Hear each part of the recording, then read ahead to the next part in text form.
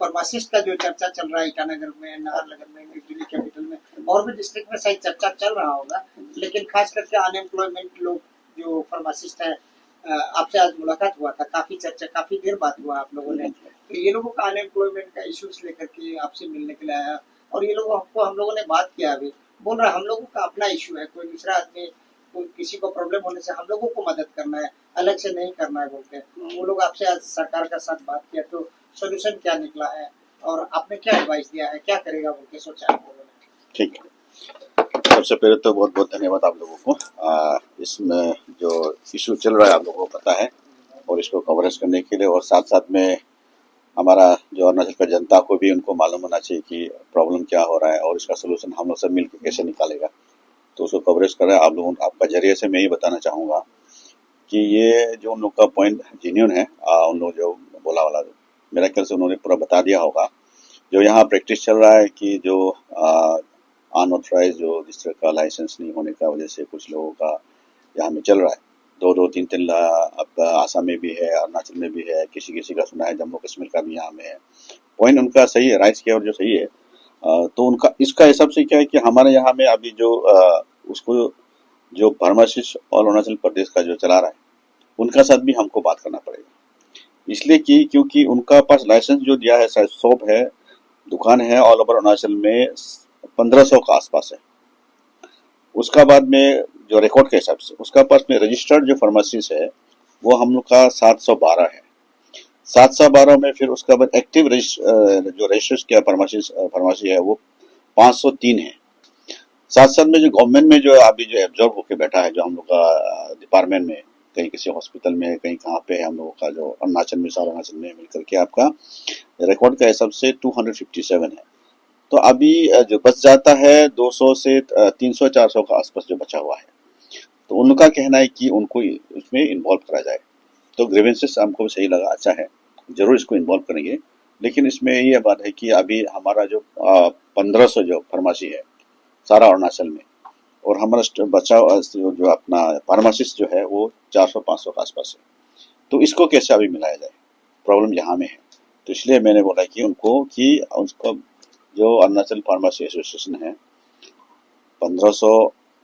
दुकान अगर चल रहा है उसको एक साथ में क्लोजर करना भी बहुत बड़ा रिस्क का बात है। किसी किसी जगह में, जैसे मैं अपना एग्जांपल दूंगा कि पाकेगेशन में होता होगा या पोमा में कहीं है या कहीं इंटीरियर जगह में कोई फार्मेसी है जहाँ में अपना सुविधा नहीं है, उस जगह का अगर फार्मेसी को हम बंद किया जाए तो फिर उसका पब्लिक का क्या रिएक्शन हो सकता है या इसका क्या कुछ सोल्यूशन निकाल सकता है क्या, इस तरह का ही बातें हम लोगों ने किया है। तो इसलिए उनका जो पॉइंट जो है अभी जो उनका कहना है कि 2-3 जगह में एक ही लाइसेंस को 2-3 जगह उन लोग यूज कर रहे हैं, इस तरह का बात कर रहे हैं, तो उसको मैंने बोला कि मुझे डॉक्यूमेंट्स करा दीजिए आपके पास जो भी इसका कलेक्शन किया है, उसको स्क्रीनिंग करके जो नियम का हिसाब से जो 42 है और जगह 32 जो है उसी का हिसाब से हम लोग करेंगे। और मैंने बोला कि उनको आप लोग भी कोऑपरेट कीजिए, सरकार भी आपको कोऑपरेट करेगा और एसोसिएशन वाला से भी हम बात करेंगे, क्योंकि सारा एसोसिएशन जो फार्मेसी वाला की वो चला रहा है तो उनका भी कुछ क्या ग्रीवेंसेस हो सकता है, कुछ लोग बहुत सालों से चला रहा है, तो उसका क्या है, इसको अगर कंसीडर कर सकता है कि नहीं कर सकता वो चर्चा में होगा। ये कोई कंपलसरी नहीं कि उसको कंसीडर करेंगे, बिल्कुल भी नहीं करेंगे, ऐसा भी नहीं है, क्योंकि यहाँ में डिस्कशन करके ही कुछ भी टेबल में बैठ के डिस्कशन करने से ही सबको सोल्यूशन होगा।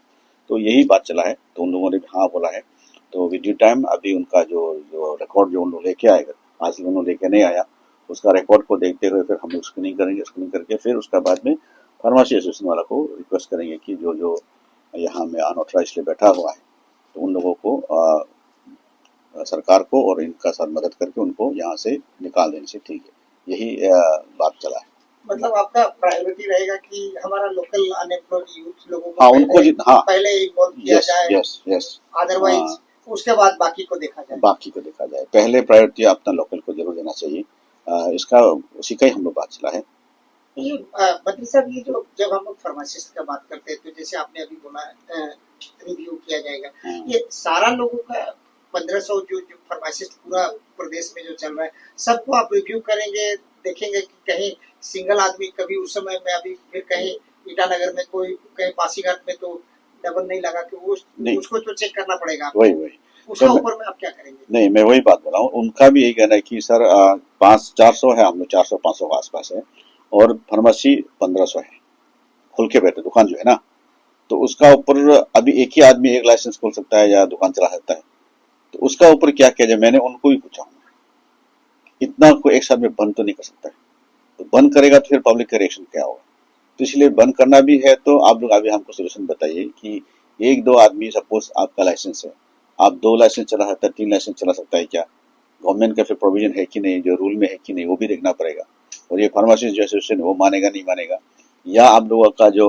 अभी जो क्या बोलते हैं उसमें जो सेक्शन जो उन्होंने लगाया है 42 वाला और 32 वाला, उसमें वो होगा कि नहीं होगा, तो सारा चीज डिस्कस करके ही करेगा। अभी फर्स्ट मीटिंग था हम लोगों का, उन्होंने अपना प्रॉब्लम बताया है, हमने सुना है, हम बोला कि इसका सोल्यूशन मैं अकेला नहीं, सब मिलके करेंगे। जैसे आप अभी एग्जाम्पल में थोड़ा बताता हूँ मैं, अभी जैसे कि अरुणाचल में डॉक्टर का कमी है ही है, किसी किसी जगह में जैसे कि पीएचई सेंटर है, उसमें हमारा डॉक्टर नहीं होने का वजह से नहीं दे पाता है, वहां में क्या है कि उस समय में हम लोगों ने आयुष डॉक्टर लोगों ने कभी कभी दवाई प्रेस्क्रिप्शन देता था, लेकिन फिर कोर्ट में जाने का बाद में वो प्रेस्क्रिप्शन भी नहीं कर सकता है अभी, लेकिन वहां जब डॉक्टर बैठता है उस वक्त वहां का पब्लिक आता है, पेशेंट आता है, तो बोलता है तो आप डॉक्टर दवाई, डॉक्टर है तो आप क्यों दवाई प्रेस्क्रिप्शन नहीं करेगा, हम मरने जा रहा है, मैंने मेरा अभी बीमार तबीयत खराब हो रहा है, आप डॉक्टर जो है मेडिसिन प्रेस्क्राइब करना ही पड़ेगा। ऐसा भी कभी कभी सिचुएशन आया होगा, आप लोग सोशल मीडिया में देखा हो, तो ऐसा हालत में कैसा करेगा, ऐसे भी हम लोगों ने जो फार्मासिस्ट जो हम लोग का लोकल बोनाफाइड के लोग हैं उनको भी मैंने बोला है कि ऐसा भी सिचुएशन आता है, डॉक्टर का कमी है, फार्मासिस्ट का आपका 1500 है तो 1500 आप निकालना पड़ेगा, तो 1500 नहीं होगा तो 500 से कैसे चलाएगा, उसका सोल्यूशन मेरा अकेले बस का नहीं है, दोनों मिलकर इसको सोल्यूशन निकालेंगे। जो हम लोग फार्मेसी का ही बात कर रहा था, उसमें ये जब ये 400-500, हालांकि हम लोगों ने बात किया, सब लोगों का अलग अलग सपना था कि कोई प्रोफेसर बनना चाहते थे, कोई अच्छा अच्छा हॉस्पिटल में काम करने का मौका मिला, ऐसा नहीं मिला है, दे आर स्टिल अनएम्प्लॉयड। तो ये जो 400-500 लगभग जो बचा हुआ जो है अनएम्प्लॉयड हमारा यूथ लोग, ये लोगों को क्या ये 1500 में से 400-500 को ऐसा कोई प्रोविजन है रूल्स रेगुलेशन में, जो कि फार्मेसी एसोसिएशन के साथ आप बात करें कि ये लोगों को किस तरह से एकोमोडेट कर सकता है, ये लोग काम करें या ना करें, फिर सिचुएशन वही रहेगा कि फार्मेसी में जब पेशेंट को दवाई देना पड़ेगा तो रजिस्टर्ड फार्मासिस्ट होना पड़ेगा। ये चीज है कि सांप भी मरे लाठी भी ना टूटे, इस टाइप का एक प्रोविजन निकालना पड़ेगा, लगता है आपको? हाँ, ये इसीलिए तुम्हें बोला हूँ, डिस्कशन का पॉइंट पे आज से उन्होंने अपना ग्रीवेंसेस रखा है, तो मैंने वही बोला कि अभी जैसे 1500 है और 500 है, कहीं में भी आपका नहीं मिल रहा है क्वेश्चन, यहाँ आपको डिमांड ज्यादा है, हमारा पास कम है फार्मासिस्ट जो है, तो इसी हिसाब से मैंने वही बोला कि उन लोगों को भी कि इसको कैसा किया जाए। उसका बाद जो आपने बोला है अभी कि एक फार्मासिस्ट तो जब मेडिसिन देता है तो सुपरवाइज करना जरूरी है, तो वो सुपरवाइज करके हमेशा क्या बैठ पाएगा नहीं बैठ पाएगा, वो भी बात बनता है। इसलिए इसीलिए ये फर्स्ट डे था आज का,